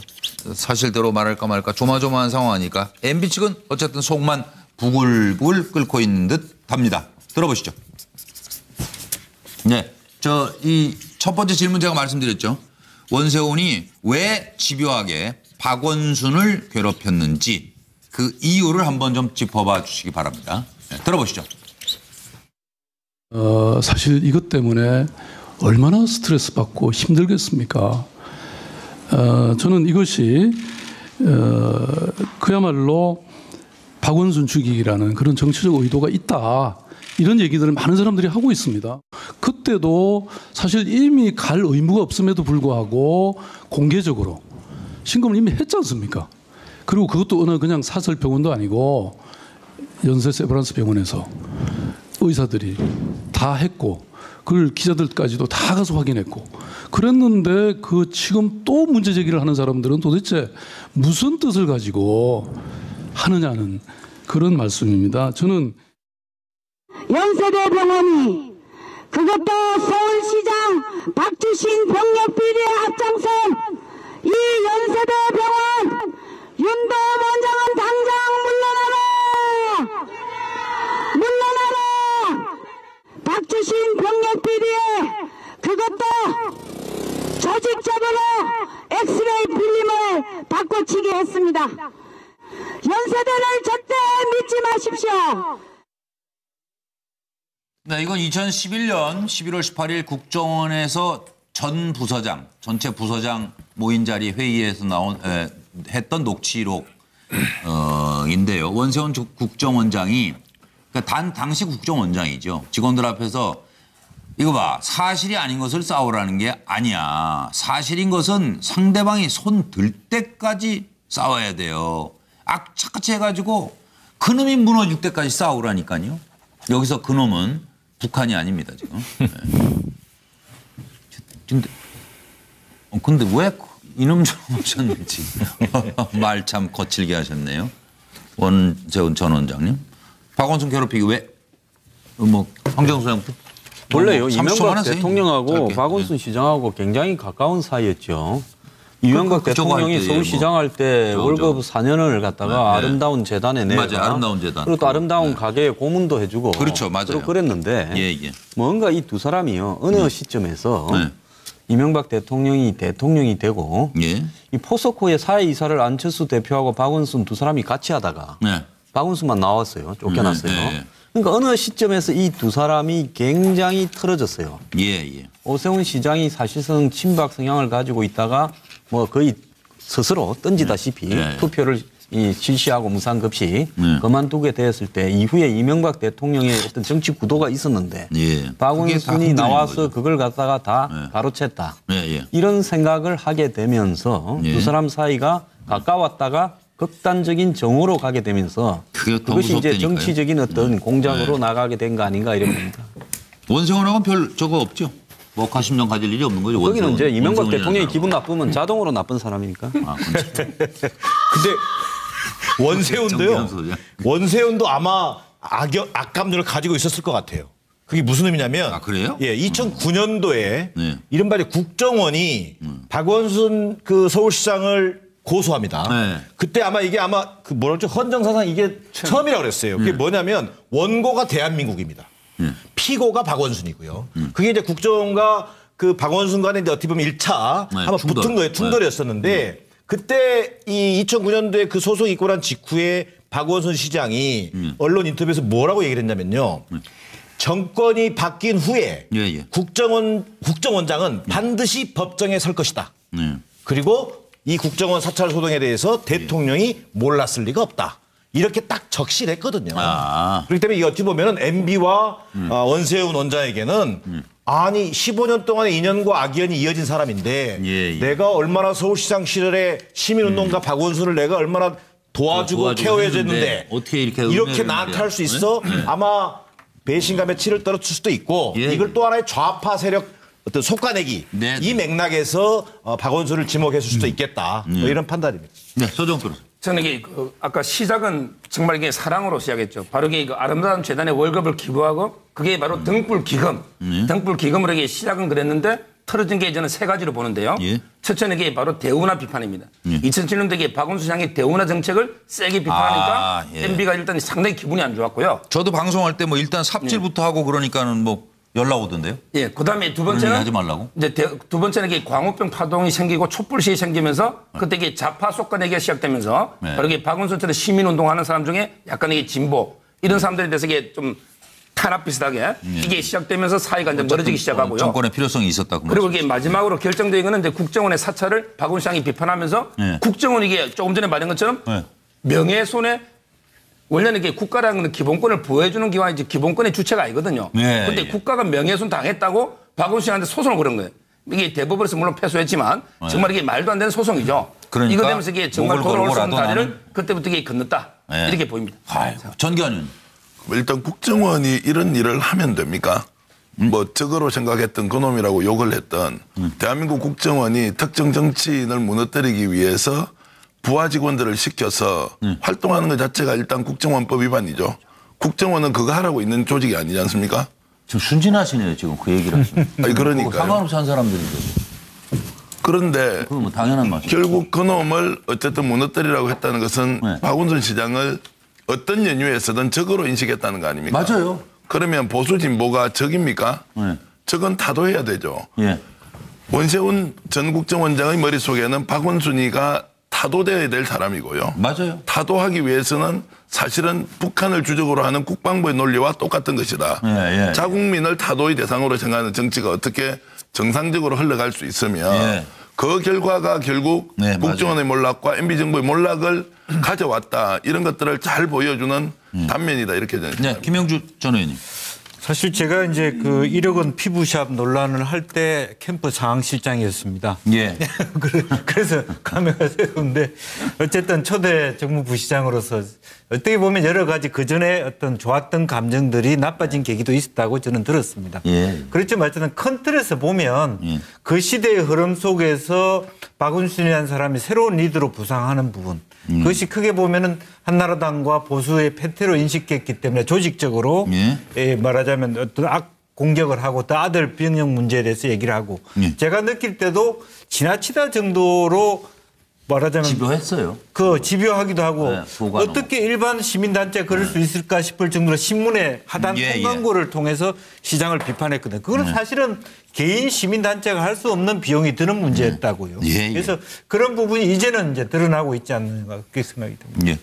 김영도 보지 않았죠? 저는 그 이명박 전 대통령과 원세훈 전 원장과의 개인적인 애증 관계 이런 것들도 많이 작용했다고 좀 많이 설명들 해주셨는데 그 당연히 그거는 베이스로 깔려 있는 거고요. 그런데 거기에 이어서 좀 더 큰 차원에서 보면은 뭐냐 하면 어차피 서울시장 된 사람들 치고 대선에 도전하지 않은 사람이 거의 없잖아요.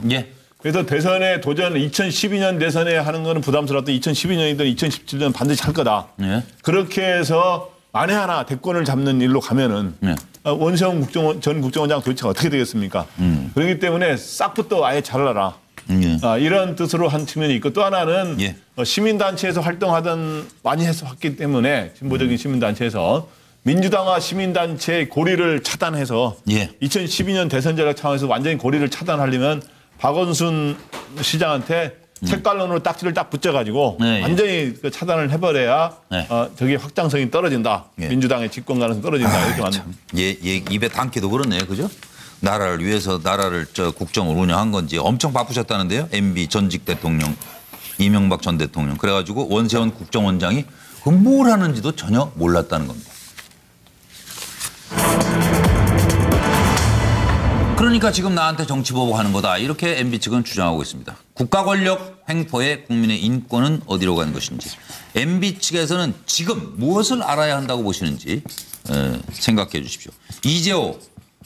MB는 이제 나는 모르는 일이다. 그리고 이재호 팔 벌려 없는 적폐 만들지 마라. 이렇게 팔을 벌리고 있고. 옆에 있는 정병국 피가 피를 부을 것이다. 정진석 노무현 전 대통령 고인이 되셨는데 부부싸움에 목숨 끊은 것이다. 그런데 왜 MB 책임이냐? 그러니까 좀 문제된 발언 아닌가 싶기도 하고 왜 이런 말씀을 또 하셨는지. 그리고 MB 측에서는 정치 보복이라고 그러고 있습니다. 민주당에서는 MB 수사는 적폐청산의 완성이다. 노회찬 의원. MB 출국 금지시켜야 된다. 박원순 몰랐다는 건 책임 회피입니다. 그리고 고소했죠. 들어보시죠. 사실 정치검찰을 여당이 만드는 거죠. 만들어 놓고 또 자기네들이 불리하면 정치검찰을 욕하고. 그러니까 내 말은 있는 적폐는 분명하니까 잡아가거나 조사하면 되지만은 공연이 없는 적폐의 가능성 어쩌다 뭐가 그럴 것이다 이렇게 하면서 몰이하면 안 된다. 이렇게 기획 수사나 보복 수사를 하면 안 된다 이 말이죠.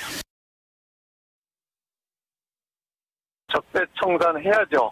그러나 무엇을 위한 적폐 청산인지 참 지금 하는 행태들을 보면은 대묻고 싶고요. 네. 결국은 피는 피를 부르고 결과론적으로 우리 사회에 어떤 적폐를 청산해서 하나가 되어서 가는 게 아니라 그 분열과 갈등만을 남길 뿐이다. 그래서 어떻게 보면은 정치 보복이다 이렇게 얘기를 할 수가 있는데 이게 또 부메랑이 돼가지고 본인들에게 또 갈 거다. 네, 김형주 전 의원님부터 좀 말씀 부탁드립니다. 짧게 얘기했습니다. 정두원 의원에게 물어보고 싶다. 이 말로 가름하겠습니다. 예? 정두원 의원에게 네. 슬슬 얘기하실 것 같던데요. 기본적으로는 우리 MB에 대해서 정두원 의원이 어떻게 얘기했는가를 한번 물어보고 싶다. 네, 전기현 의원. 저는 지금 해설이 필요한 시점이 아니라 사실이 필요한 시점이다. 그래서 본인이 참여하지 않았기 때문에 저런 일이 일어나지 않았을 것이라고 추론하는 것은 존중받아야 하지만 우리 국민들이 꼭 알고 싶은 것은 실제로 있었던 일이 무엇인지 이걸 정확하게 얘기하면서 한번 논쟁해보자 이런 말씀을 드리겠습니다. 서 변호사님. 저는 이번 기회에 정말 이게 정치 보복하고요. 그다음에 정치 개혁, 적폐 청산의 개념을 좀 정확하게 정립할 필요가 있다. 제가 보기에 정치 보복 있잖아요. 이건 이게 보통 추측과 선입견. 그다음에 표적을 미리 정하고 저인망식으로 훑기 수사. 또는 이게 결론을 내려놓고 깨맞추는 수사. 이건 이게 정치 보복이에요. 그러나 그게 아니고 이게 정치 그러면 개혁, 적폐 청산은 뭐냐? 이건 이게 오로지 법과 원칙. 여기서 가장 중요한 원칙이 형평성의 원칙이에요. 바로 이게 보수든 진보든 모든 정권의 잘못은 다 똑같이 청산하자. 이게 형평성의 원칙, 법과 원칙. 그다음에 두 번째는 이게 증거와 팩트에 입각한 처벌. 그래서 제가 보기에 만약에 원세훈 국정원장이 그게 증거가 있고 법에 맞다면 이게 처벌, 이거는 적폐 청산이죠. 근데 예를 들어 대통령한테 보고한 증거가 없는데 근데 추측을 내려고 미리 결론부터 내리고 이게 깨맞춘다. 이러면 이게 보복이 될 수도 있는 거고 이건 이게 얼마나 검찰이 과연 이게 증거와 팩트를 제시하느냐 여기에 달려있다 봅니다. 정두원 전 의원한테 물어보라고 물어보고 시작을 했는데 정기남 소장. 기본적으로 좀 전에 서 변호사도 말씀하셨습니다만 이 적폐청산이라고 하는 어떤 시대의 요구를 정치 보복으로 폄하하면서 결국은 모든 개혁의 발목을 잡겠다라고 하는 그런 의도로 보여지고요. 자, MB 이런 말씀하셨어요. 저는 대통령이라는 자리가 이렇게 한가한 자리 아니다 이랬는데 제가 보니까 한가하지 않았어요. 매주 국정원장 대면 보고를 부활시킨 사람이 이명박 대통령입니다. 매주 국정원장으로부터 보고받습니다. 이건 정치적으로 보면요. 국정원장과 대통령이 한 몸이었다는 얘기입니다. 자, 그럼에도 불구하고 당사자들 피는 피를 부른다, 정치 보복 운운하는데 이런 이른바 적반하장식 태도를 보일 것이 아니라 먼저 국민 앞에 섰고 대자는 심정에서 시작하는 것이 필요한 때입니다. 황 소장님의 미소는? 평론은 희망사항이 아니라 좀 레알하게 요즘 말대로 리얼하게 말해야 되는 거 아닌가 저는 생각을 하는데요. 저분은 누가 뭐라 해도 새로운 사실을 알려고 할 뿐이 절대 아닙니다. 저분은 누가 뭐래도 나는 한국 최고의 사고 수습에 대해서는 선수다. 지금 부메랑을 건들면 부메랑으로 돌아올 거다. DJ 노무현 때도 조사해야 된다 말을 하잖아요. 그 말을 잘 생각을 해보면 뭔 말을 하는가 답이 있지 않습니까? 애매하게 말씀을 해주시는 평론은 또 제 말이 이해가 안 가시는 분은 이거 평론할 자격이 없어요. 아니 저는 평론가가 아니고 근데 애매하셔서 시청자들께서 다 알아들으셨겠죠? 김영덕 본부장. 네, 저는 하여튼 이명박 전 대통령이 지금 내가 한가한 자리가 아니다 해서 몰랐다고 주장하고 있는데 국정원의 일단 정치 개입과 이 블랙리스트는 결코 있어서는 안 되고 그걸 알았든 몰랐든 그건 대통령이 알든 몰랐든 중대한 문제이고 심각한 문제다. 그래서 아까 석고대제 아까 똑같네요, 저하고. 석고대제 분명히 해야 되는 것이고 이 정부는 과거에 이런 것들이 반복되지 않게 해서 분명하게 외과 수술식으로 조사하고 처벌하되 이런 것들이 이제 보복 논란으로 휩싸이지 않도록 아주 현명하게 잘 접근해야 될 것 같습니다. 지금 다 하신 건가요? 이 문제에 대해서? 그리고 선수 한 분 또만 아까만 선수라고 그러셨어요? 이명박 전 대통령이? 어느 종목 선수인지는 말씀 안 하셨죠? 사고 수습이라고 그랬잖아요. 사고 수습. 이런 문제가 터지면 쏙 빠져나간다. 절대 안 걸려든다. 근데 원숭이도 나무에서 떨어졌다고 있다고 그러고 근데 회장님은 어떻게 잘못 걸려든 것 같은데요? 지금 지금 뉴스가 들어와서 잠깐 좀 비서 성추행 혐의를 받고 있는 동부그룹 김준규 회장이 사임했다네요. 오늘 회장직에서. 그리고 지금 서 변호사님 미국 나가서 안 들어오는 거죠? 미국이죠? 그렇죠. 네, 제 개인의 문제로 인해 회사에 짐이 돼서는 안 되겠다고 생각했다. 그래서 오늘 동부그룹 회장직과 계열 회사의 대표 이사직에서 물러나겠다. 무리를 일으킨 것에 대해서 사과한다.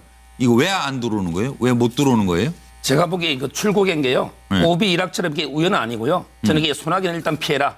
그래서 이게 저는 고의적으로 출국했다 보고 아마 이게 귀국 시점 있잖아요.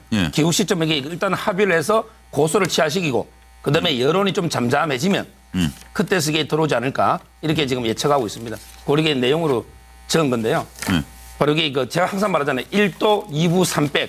일단 이게 도망가고 그다음에 두 번째는 부인하고 여기까지 부인을 했더라고요. 그런데 세 번째는 어쩔 수 없는 게 백을 써서 나오는 이게 바로 전형적이니까 저는 그래서 오비 일하고는 안 보고 일단 이게 저는 피해갔다 이렇게 봅니다. 그러다 들어오면 또 별일 없이 회장직 하는 건가요? 그거는 이제 재판 결과에 따라 봐야 됩니다. 왜냐하면 이게 친고죄가 아니기 때문에 합의돼도 처벌되면 힘들죠. 예. 네, 알겠습니다. 오늘도 6분 수고하셨고요. 이제 김주아 앵커의 MBN 뉴스 8로 이어드리겠습니다. 고맙습니다.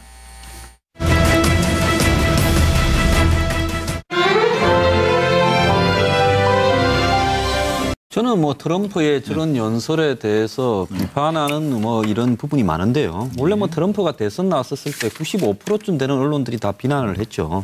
예. 근데 저는 저런 부분이 미친 자에게는 미치광이 전략으로 대응한다라는 지극히 게임 이론상으로 이런 옳은 부분이라고 봅니다. 네, 지금 북한의 김정은이 그야말로 제정신이 아니고요.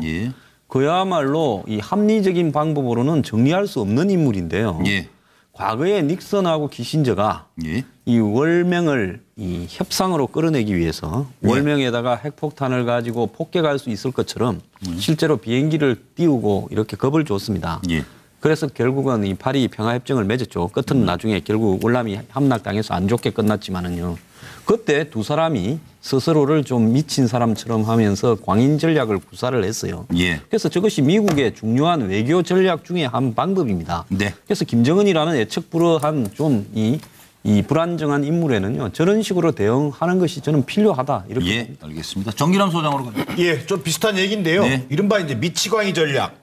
이게 이제 게임 이론이라고 말씀하셨지만 또 이게 국제 정치 이론으로 딱 이게 정립이 된 얘기입니다. 자, 이런 부분에서 지금 아마 미국의 전 CIA 국장인데요. 데이비드 퍼트레이스라고 하는 국장이 이런 말도 했어요. 이 미치광이 전략이라는 게 필요한데 도가 넘으면 재앙이 될 것이다. 이런 우려도 하고 있단 말이에요. 심지어 워싱턴 포스트가 깡패 두목 같은 연설했다고 이렇게 혹평했지 않습니까? 저는 이번 트럼프 대통령의 연설은 진짜 평화는 내던지고 어떻게 보면 호전성만 보여준 연설이었다. 이런 평가고요.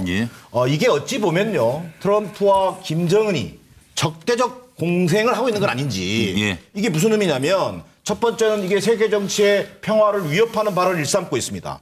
두 번째는 또 무책임한 협박 그러면서 선동하고 있고요. 결과적으로 또 이게 국내 정치를 겨냥한 지지층 결집을 하나의 계기로 활용하고 있다는 측면에서는 상당히 그 유사한 측면을 많이 보여주고 있다. 마지막으로 그럼에도 불구하고 이게 유엔 총회 연설장에서 한 얘기거든요. 초강경 발언인데 우리 정부는 어쨌든 즉자적인 대응은 피하는 대신에 그 발언의 진이랄까 이런 것들을 정확히 파악해서 어떻게 보면 지혜로운 대책 이걸 만드는 것이 똑바로 차려야죠. 우리는 과제가 될 것 같습니다. 이럴수록. 자, 서정욱 변호사 의견 주십시오. 저는 이게 북한에는 아마 이게 개는 지지도 행렬은 간다. 따라서 이게 북한 정권은 트럼프의 저 말을 개 짖는 소리 정도로 아마 이게 가볍게 듣는 모양인데 제가 보기에 그렇게 가볍게 판단할 말이 아니에요. 저는 이게 트럼프는 바로 이게 전통적인 대북 정책은 포노, 즉 네 가지 노 정책인데 뭐냐면 이게 북한 정권 교체를 원하지 않는다. 그다음에 북한 정권 붕괴를 원하지 않는다. 그다음에 이거 흡수 통일하지 않는다.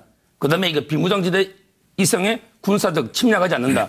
이게 전통적인 포노 정책인데 저는 이게 변경될 가능성이 있다 봐요. 트럼프에 의해서? 그렇죠. 트럼프는 이게 전통적인 이게 북한에 대한 정책이지만 저는 이게 북한 침공, 바로 이게 군사적 옵션까지 배제하지 않겠다. 이게 트럼프 발언의 진위로 보이고요. 절대 이게 북한은 그걸 가볍게 오판해서는 안 된다. 이 말을 드립니다.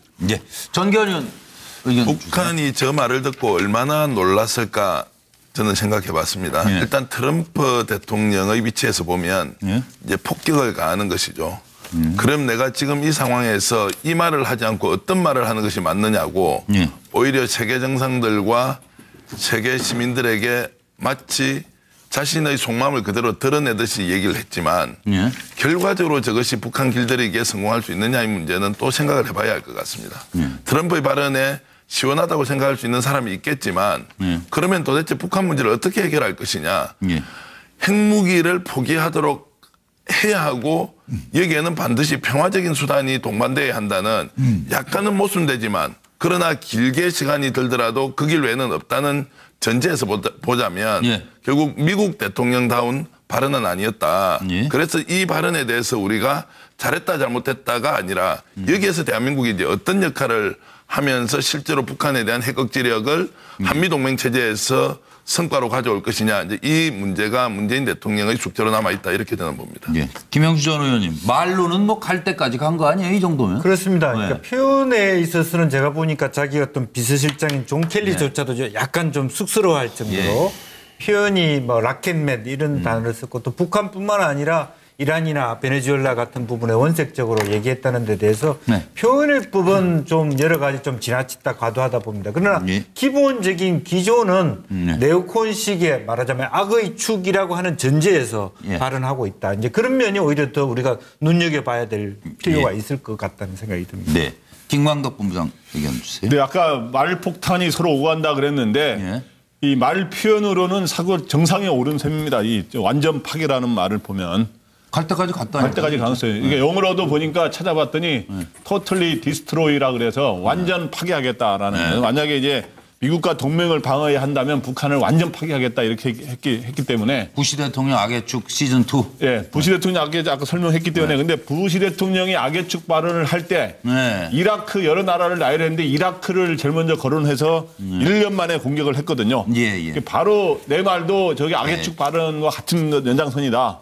그리고 너무 그동안 내가 화염과 분노 이렇게 말해서 계속 하니까 아마 이 예방주사 맞아가지고 내성이 걸렸는지 모르겠는데 이건 진짜다라고 하는 어떤 일종의 위협과 경고를 한 것이고 북한은 이에 대해서 영어로 다 쓰지는 않았습니다. 이 도구만 쓰고 개는 짖어도 행렬은 간다 이 말을 했는데 저렇게 미국 기자들이 저렇게 표현을 했어요. 근데 저 표현이 우리나라에서도 씁니다만은 북한에서도 쓰고 우리나라에서는 개가 짖어도 열차는 기차는 간다. 뭐 기찻길에서 많이 개가 짖잖아요.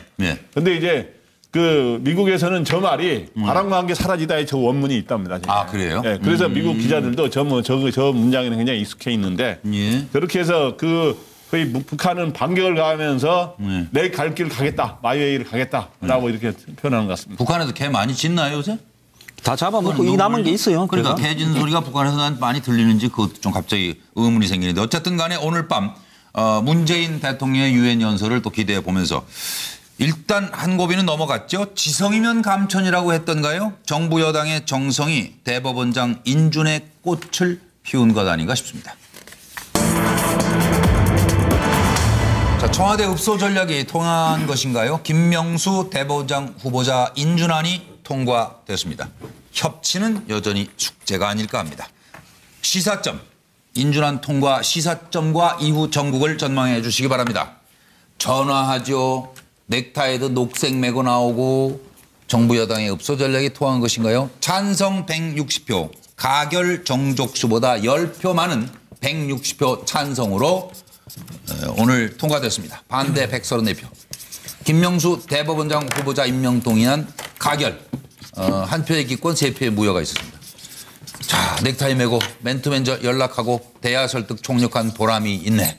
더불어민주당 야당의 협력에 감사합니다. 자유한국당과 바른정당은 국회를 존중합니다. 이번엔 여당 손 들어줬지만 국민의당에서는 글쎄요, 이성이 감성을 누른 것이다. 청와대는 가결돼 다행, 국회에 감사드립니다.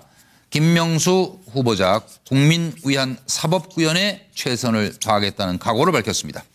바른정당의 하태경 의원은 전 개인적으로 찬성이에요. 들어보시고요. 여러분 답을 보겠습니다.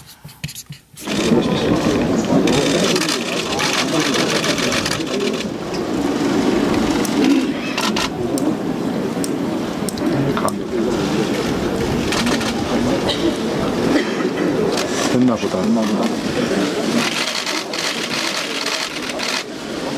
대법원장 김명수 임명 동의안은 가결되었음을 선포합니다.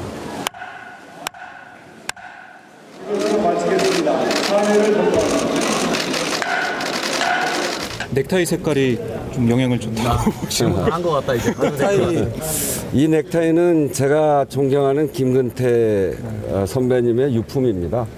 저는 그래서 늘 아주 중요한 저 나름대로의 결단 또는 중요한 결정을 할 때 늘 이 넥타이를 맵니다. 우리 국민의당 의원들이 많은 숱한 고뇌와 고민 끝에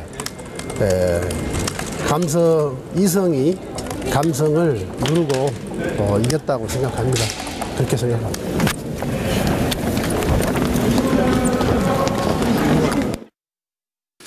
사법부 수장 공백 사태를 대통령 그 부인들이 보면 여러 가지로 해서 이제 자기 특징을 살려가지고 사람들하고 소통하고 그러는데 김정숙 여사가 보면은 지금까지 이렇게 요리를 굉장히 잘한다 그래요. 그러게요. 그래서 그 전에 원내대표 방문했을 때 여야 원내대표 방문했을 때도 인삼 정과라든가 이런 걸 직접 만나서 손편지도 쓰고 이렇게 했는데 이번에 또 미국에 가면서 간장 김치에다가 깍두기에다가 아까 이 간장 게장이면 상당히 그래도 한국에서는 그 굉장히 고급 음식 아닙니까? 그까지 이제 공세고 가가지고 이렇게 하는데 과거에 그 이명박 정부하고 자꾸 이제 요즘에 얘기 또 다른 일로 많이 나오는데 이명박 정부 때 김윤옥 여사가 한실 세계화 작업 그거 열심히 하셨는데 일단 김윤옥 여사에 이어서 김정숙 여사는 이런 음식으로 이때 국민들하고 이렇게 소통을 진짜 적극적으로 이렇게 하면서 좋은 이미지를 남겼으면 좋겠습니다. 네, 그렇습니다. 다음 저희가 준비한 내용은 말로야 뭘 못할까 싶어요. 그래서인가요? 정말 말씀을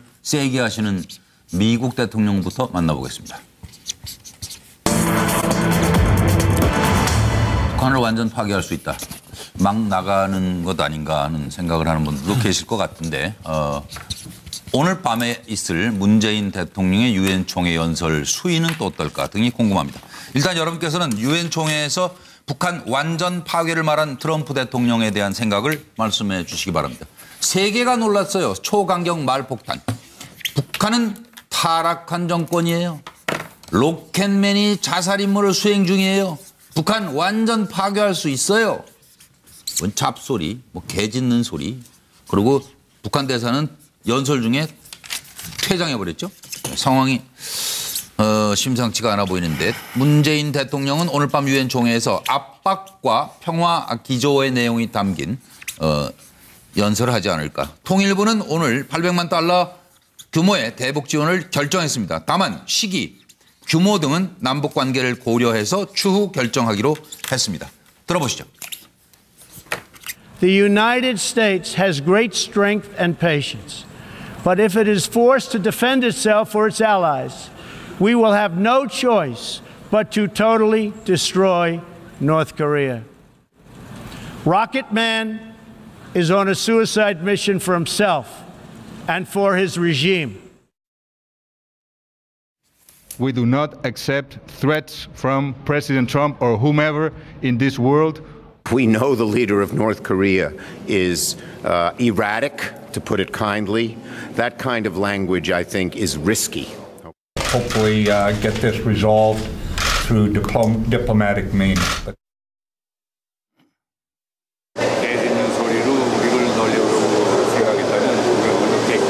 Mr. Trump called Kim Jong rocket boy. How is your response? How is your response? 보좌관들이 불쌍합니다. 네, 한 말씀 황장 소장부터 시작하겠습니다. 네, 여러분 안녕하십니까. 9월 21일 목요일에 MBN 뉴스와이드입니다. 오늘도 6분 나와주셨습니다. 어서 오십시오. 네, 안녕하세요. 네, 속보 먼저 전해드리겠습니다. 군 법원이 뇌물수수 혐의 박찬주 대장에 대한 구속영장을 발부했습니다. 군 법원은 조금 전 뇌물수수 혐의 박찬주 대장에 대한 구속영장을 발부했습니다. 바로 이렇게 되면은 구치소 밥을 드시게 되는 거죠? 군 교도소로 가나요? 군 검찰 구치소겠죠. 군 검찰. 지금 수사 대상이고. 그래서 아직 식사 전이시죠, 여러분. 그래서 오늘은 좀 맛깔나는 영상으로 시작하겠습니다. 보시죠.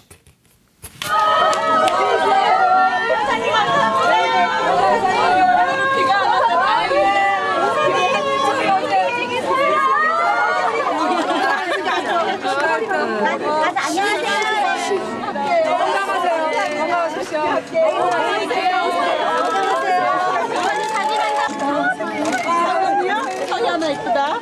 그래 고마워. 그래. 제가 그냥 오기보다는 뭐가 제일 좋을까 오늘 오면서요. 제가 청와대에서 김치 해가지고 왔습니다. 예, 그리고 깍두기도 여기 무는 좀 쓴맛이 강해서 단맛이 있는 한국의 무로 깍두기도 해갖고 왔거든요. 그리고 그것만도 섭섭해서 뭐가 더 좋으실까 해서 간장게장을 많이 좋아하시는 것 같은데 이렇게 했으니까 오늘 점심 맛있게들 드세요. 너무 고맙습니다. 맛있었으면 좋겠는데. 맛있어요. 다행이네요.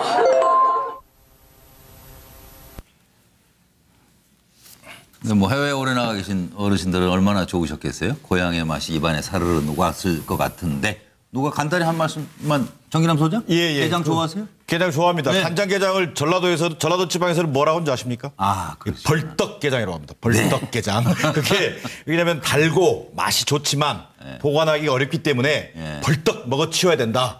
그 이렇게 해서 뜻이에요? 벌떡게장이라고도 합니다. 어찌 보면 우리 간장게장이 그 한국인의 밥상에 올라온 지 한 500년 이상이 됐거든요.